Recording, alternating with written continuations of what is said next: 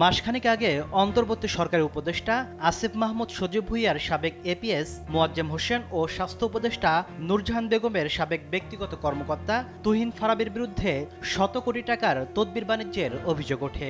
একইভাবে এনসিপি থেকে অব্যাহতি পাওয়া সাবেক যুগ্ম সদস্য সচিব সালাউদ্দিন তানভীরের বিরুদ্ধেও কমিশন বাণিজ্যের অভিযোগ ওঠে। এসব অভিযোগের বিষয়ে গোয়েন্দা কার্যক্রম শেষে প্রকাশ্যে অনুসন্ধানের নামে দুদক গঠন করা হয় পৃথক ৩টি কমিটি। এবার অভিযুক্ত ৩ জন সহ স্বাস্থ্য উপদেষ্টার আরেক ব্যক্তিগত কর্মকর্তা ডাক্তার মাহমুদুল হাসানকে চলতি মাসে তলব করে নোটিশ দিয়েছে সংস্থাটি।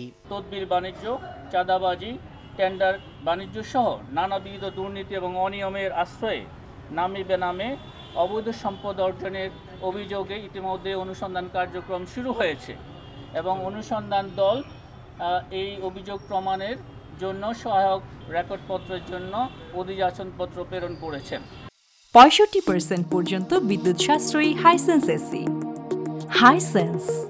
দুর্নীতির অভিযোগ ওঠা এসব ব্যক্তিদের বিরুদ্ধে অনুসন্ধানের দৃশ্যমান অগ্রগতি ও গ্রেফতারের দাবিতে বাংলাদেশ যুব অধিকার পরিষদ দুদক কার্যালয়ের সামনে বিক্ষোভ করে। তবে সংস্থাটির মহাপরিচালক বলছেন চাপ প্রয়োগ করে নয়, দুদকের প্রতি আস্থা রাখার আহ্বান জানান তিনি। এই বিষয়ে আমাদেরকে চাপ প্রয়োগ করার কোনো প্রয়োজন নেই, এটা আমরা প্রত্যাশা করি না। আমাদের উপর দয়া করে আস্থা রাখুন।